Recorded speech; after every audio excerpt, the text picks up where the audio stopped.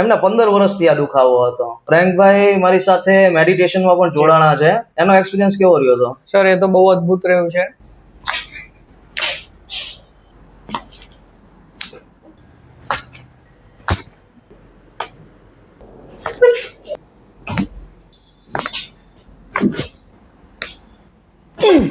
Hi friends, આજે આપણી સાથે છે ફ્રેન્કભાઈ.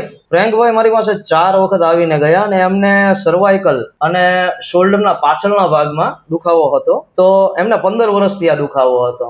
એટલે એમની પાસેથી જાણીએ એમને કેવું લાગ્યું. ફ્રેન્કભાઈ, કેવું લાગ્યું? સર લગભગ તમને યાદ હશે, મેં લગભગ ત્રીજા સેશને લગભગ તમને કીધું હતું કે હું જે 15 વર્ષનો દુખાવો હતો ને એમાં હું આવીને હવે છેલ્લા 1 વર્ષે ઉભો રહ્યો છું. 15 વર્ષથી આપણે રિવર્સ આવીને 1 વર્ષે આવી ગયા છીએ. 90% જેટલું. યસ, વધારે. જે સ્ટાર્ટિંગ 1 વર્ષમાં મને જે ફીલ થતું ને હવે ત્યાં આવીને અટકેલો છે બસ હવે. બરાબર. માઇનોર રહ્યું છે. યસ. એટલું ઇમ્પ્રુવમેન્ટ 90% જેટલું ઇમ્પ્રુવમેન્ટ તમને 90 પ્લસ. ઓકે, એટલા પર્સન્ટેજ તમને ઇમ્પ્રુવમેન્ટ લાગે છે. બહુ સરસ.